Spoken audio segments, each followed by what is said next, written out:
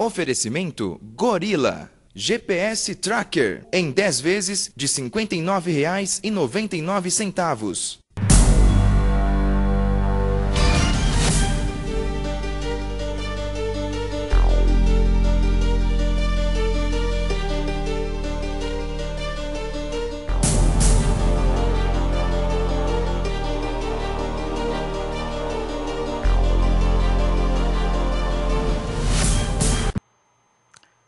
Hoje, 14 de abril de 2010, estamos aqui pela Just TV com mais um Jurídico News.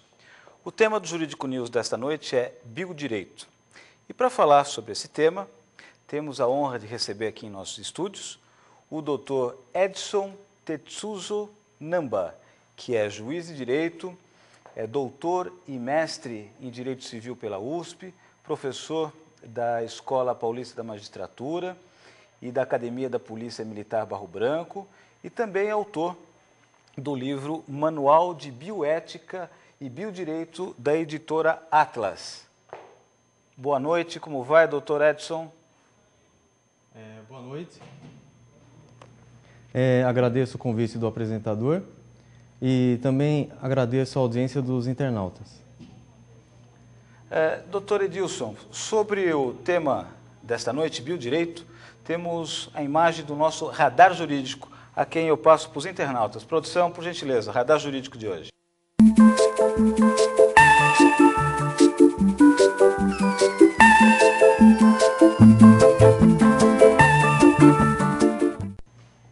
Os cientistas que lançaram o projeto Genoma Humano acreditavam que o conhecimento da informação genética poderia aumentar a expectativa de vida ao permitir o diagnóstico antecipado de doenças e a criação de novos e eficazes medicamentos.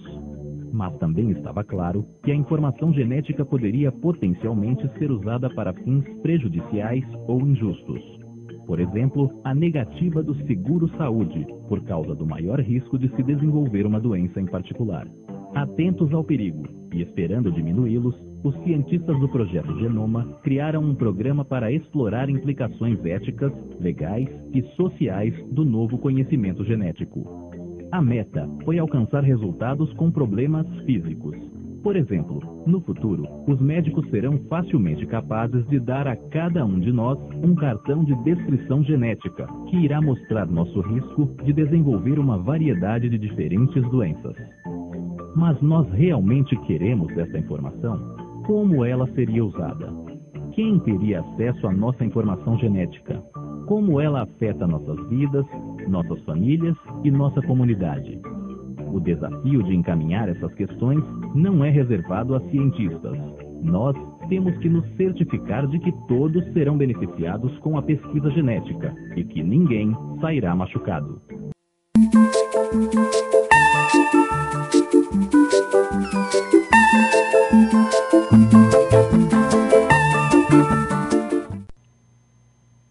Doutor Edson, o que vem a ser biodireito?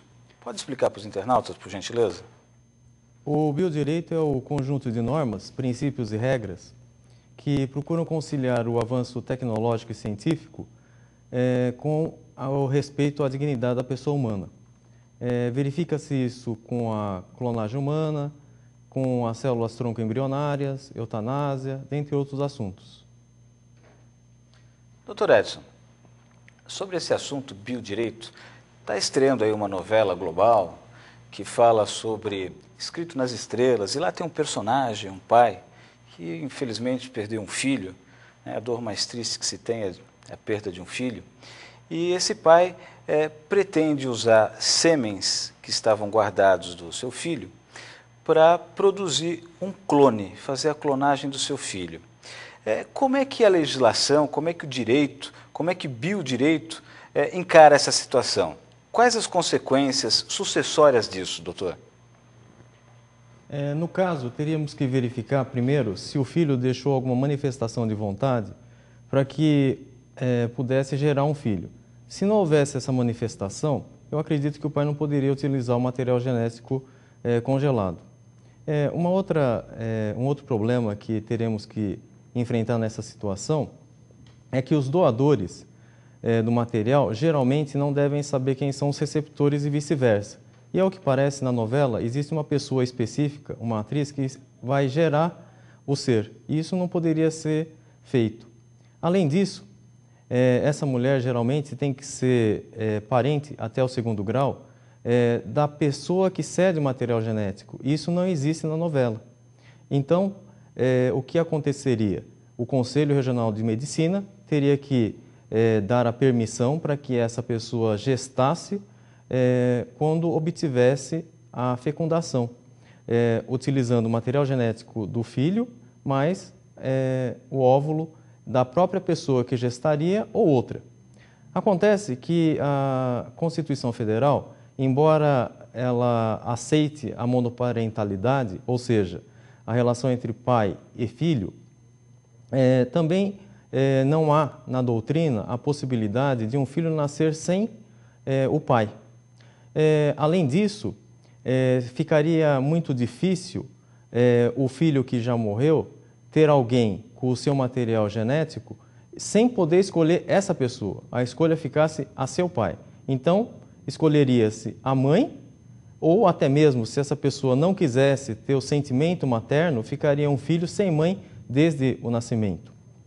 Em termos sucessórios, não haveria possibilidade dessa criança ser herdeira legítima ou testamentária do filho que faleceu. Por quê?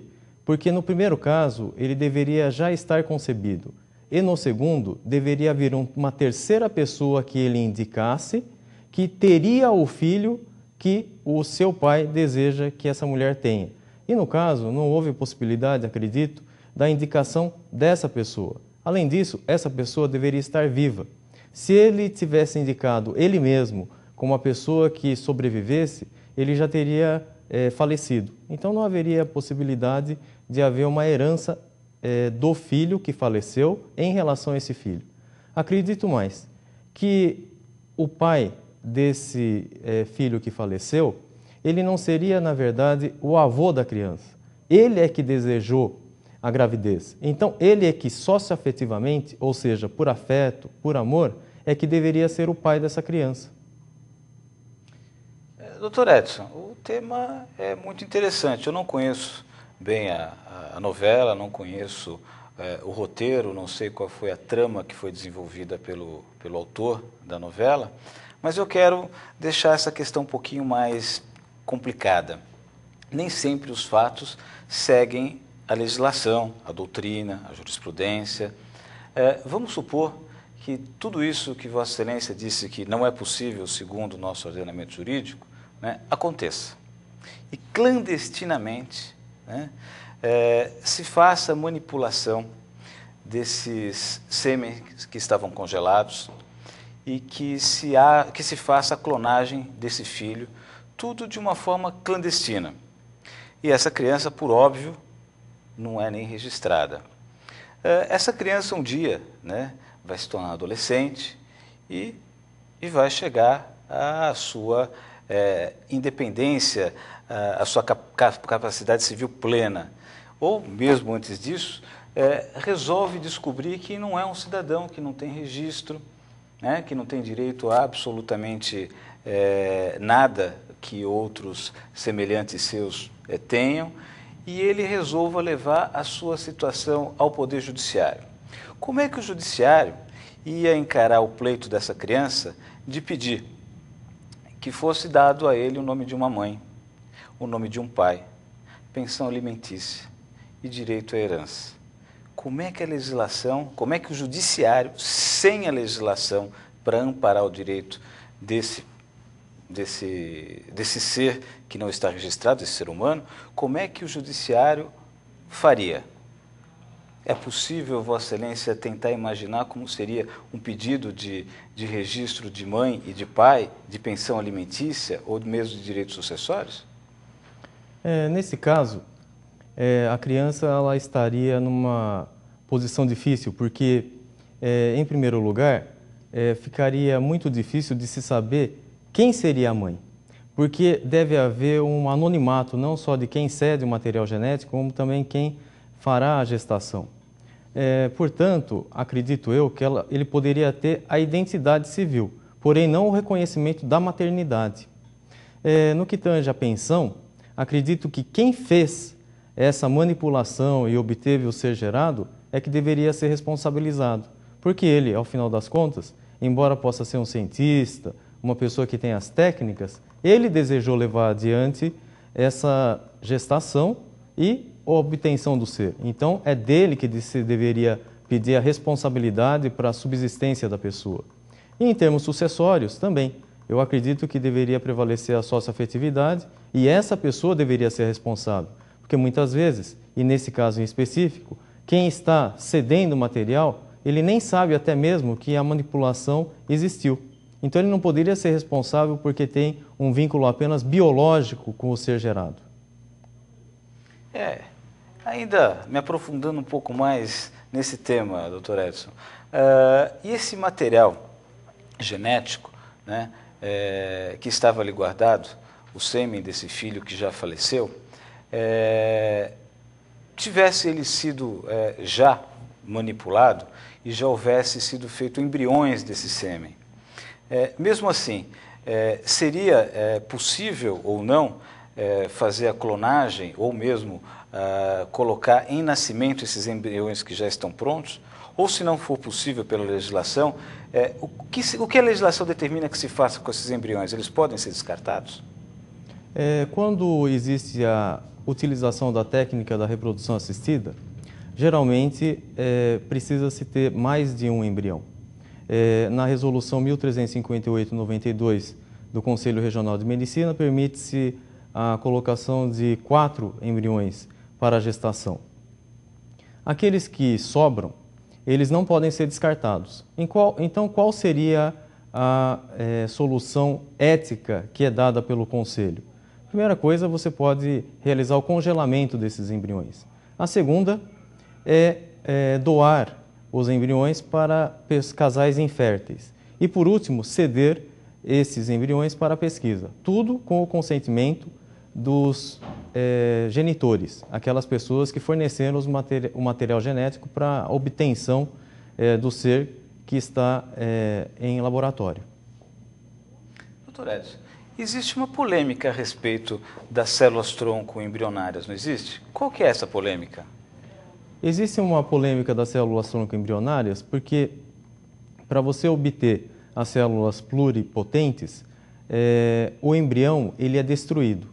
Portanto, muitos resistem à possibilidade da utilização, mesmo em benefício da humanidade, da obtenção dessas células.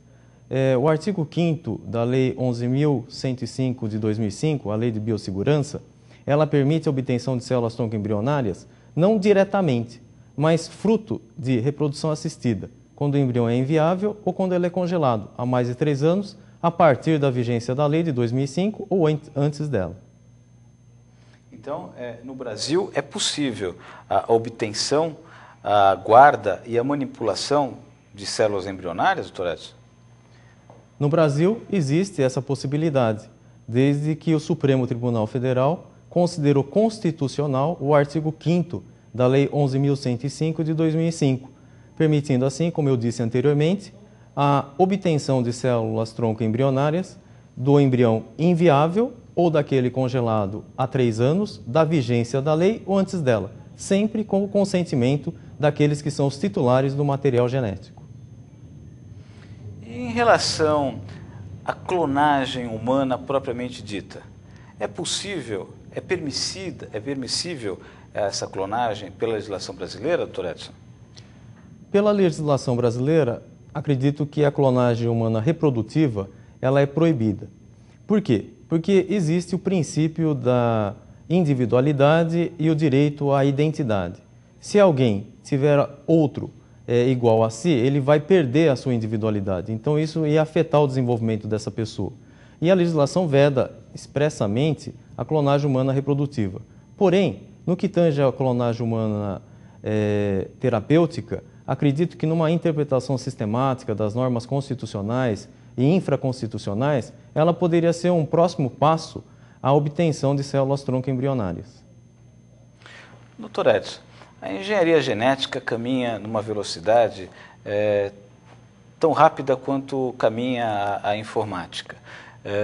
E já se está falando em possibilidade de se utilizar as células-tronco para criar órgãos, tecidos, células de tecidos de pele, células de órgãos humanos, células neurológicas, nervosas. Quando se dominar esse controle e pudesse produzir um tecido determinado específico que se pretenda produzir, ou seja, de um determinado órgão, ou de um determinado tecido, ou neurológico, como é que a legislação prevê a possibilidade da cultura, do desenvolvimento desses tecidos com origem em células-troncos controladas? A nossa legislação, como eu disse, ela não permite a clonagem humana reprodutiva. No que tange à clonagem humana terapêutica, embora haja alguma resistência também doutrinária, jurisprudencial, acredito que no futuro ela vai vingar. E, portanto, essa utilização das células pluripotentes para que hajam tecidos, órgãos, partes do corpo de uma pessoa para outra, para que possa haver a colocação desse material sem a rejeição, vai ser uma prática que vai ter que ser disciplinada, se não for pela legislação, pela jurisprudência dos tribunais. Eu pergunto, Excelência, como é que pode ser feita, no caso de um feto, que a mãe descobre que está gestando um feto sem cérebro, como é que ela pode fazer para interromper essa gestação? É possível isso? A legislação hoje permite que se faça o aborto de feto anencéfalo? O aborto ele é criminalizado, ou seja, ele é um crime. Existem algumas exceções. Quando a mulher sofre o risco de vida, no aborto chamado terapêutico, há a possibilidade da retirada do produto da gravidez. Também quando a mulher é submetida a estupro, o aborto sentimental, tem-se decidido que há a possibilidade da retirada do fruto dessa violência. Porém, no que tange ao aborto do feto anencéfalo, existe grande divergência na doutrina e na jurisprudência. O Supremo Tribunal Federal vai decidir nesse semestre, no próximo, se é possível ou não estender as discriminantes do artigo 128 para o aborto do feto anencéfalo. Qual seria a ideia de quem admite esse abortamento? Seria que a mãe e o pai estariam submetidos a um constrangimento contínuo, porque a criança ela vai aparecer no mundo por alguns instantes e já vai se tornar inviável. Então isso seria um sofrimento muito grande para os pais. Para aqueles que acreditam que é inviável o aborto do feto anencéfalo, eles defendem a vida, de uma maneira abstrata. O ser que foi gerado, ele representa a vida e, portanto, ele não pode ser destruído. Nós estamos aqui falando no Jurídico News sobre biodireito. Estamos hoje entrevistando o juiz de direito, o Dr. Edson Tetsunamba, e nós vamos chamar agora os comerciais e, na volta, nós vamos falar a respeito de eutanásia. Os nossos comerciais, por gentileza. Até daqui a pouco.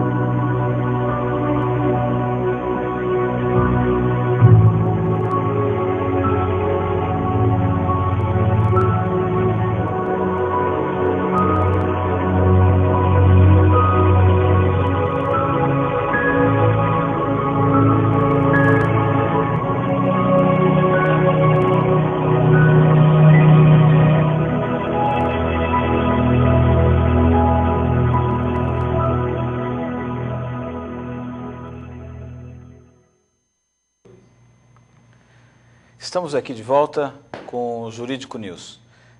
Doutor Edson, a respeito da eutanásia, o doutor poderia explicar para os internautas o que significa a palavra eutanásia, o que é esse processo de eutanásia e a diferença entre eutanásia,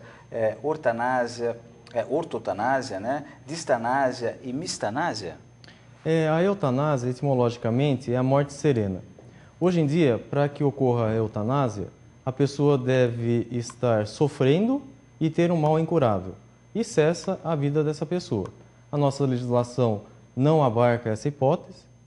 A ortotanásia, que o Conselho Federal de Medicina tentou introduzir no direito brasileiro, não foi possível de ser aceito, que seria não prolongar a vida de uma pessoa que tem a inviabilidade de voltar a ter toda uma vida plena. A distanásia é você estender a vida além daquilo que seria possível, utilizando todos os métodos modernos para que haja esse prolongamento. E a mistanásia é a morte muito antes de quando ela deveria ser feita. É uma morte inaceitável. Doutor Edson, sabe informar se existe algum projeto de lei tramitando pelo Congresso Nacional para regulamentar essa questão de clonagem, de eutanásia, distanásia? O que tem tramitando a respeito dessas questões? Quanto à clonagem humana, existe a Lei de Biossegurança, a Lei 11.105 de 2005. Quanto à reprodução assistida, que tem a ver também com a clonagem, mais especificamente no que tange a clonagem humana terapêutica, há projeto de lei. E no que se refere à eutanásia, é um tema muito controverso, não existe ainda uma aceitação muito grande, existem algumas propostas legislativas, mas que não são levadas adiante. Existem alguns países que admitem a eutanásia, como a Holanda, a Bélgica, o Estado-membro norte-americano de Oregon. Mas mesmo lá, isso decorreu de vários debates no meio social, na jurisprudência, na doutrina, e ainda hoje é questionável se pode ou não haver isso de uma maneira tão corrente. Doutor Edson, temos aqui algumas perguntas formuladas por internautas. Vamos ver o que dá para a gente perguntar ainda aqui no ar. Está aqui o Jair Ramos, diz que é de Itabuna, na Bahia, está acompanhando o programa.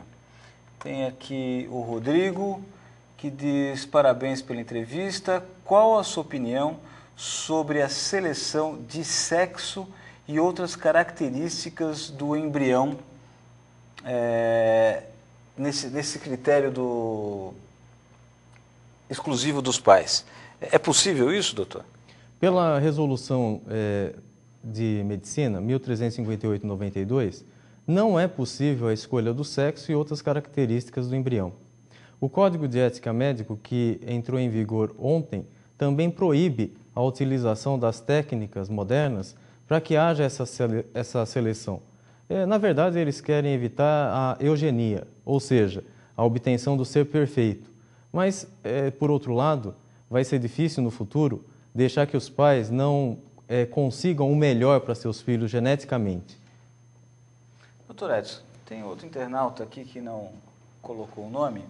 Ele pergunta: o aborto é legalizado em alguns países da Europa, mas no Brasil não. Isso um dia pode ocorrer?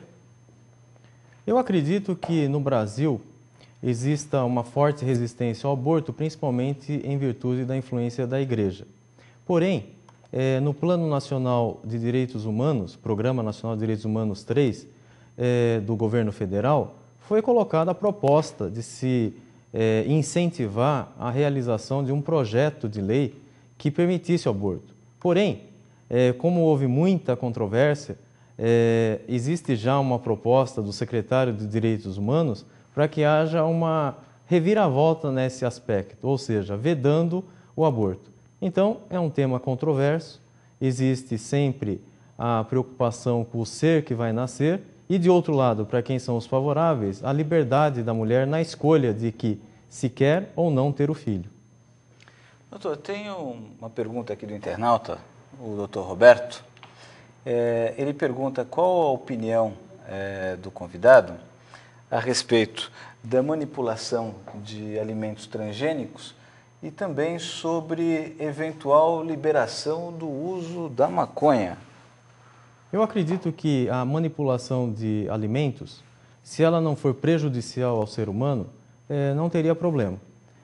Acredito que com a escassez de alimentos que existe no mundo, muitas vezes é necessário efetivamente fazer alguma intervenção. No que tange à maconha, eu sou contra a liberação pelo seguinte: o artigo 28 da lei hoje, que estabelece o que seria o porte de entorpecentes, ele tem algumas punições que seriam mais terapêuticas em relação àquele que consome a maconha. E a maconha hoje, como se sabe, ela é feita artificialmente. Dificilmente você tem a cultura da maconha natural. E, portanto, a potencialidade dela entorpecer é muito grande. Então, eu acredito que não deveria haver essa permissibilidade legislada. Doutor, tem mais algumas outras perguntas, inclusive internautas aqui reclamando a respeito da eutanásia, dizendo que é o direito de todos, que é o Renato que fica contrariado com essa questão. Mas estamos chegando, infelizmente, ao final do nosso programa e eu gostaria de conceder ao nosso convidado que fizesse um tempo para fazer as suas considerações finais. Eu agradeço muito o convite. Acredito que pelas perguntas os internautas estão muito esclarecidos a respeito dos assuntos que foram debatidos. As respostas elas não são fixas, elas podem variar conforme a situação. Porém, para que haja uma maior sintonia entre aquilo que eu falei e as inquirições, eu vou deixar o meu e-mail, que é tetsuzonamba@uol.com.br. E assim, se quiserem encaminhar algumas perguntas, eu poderei, na medida do possível, respondê-las.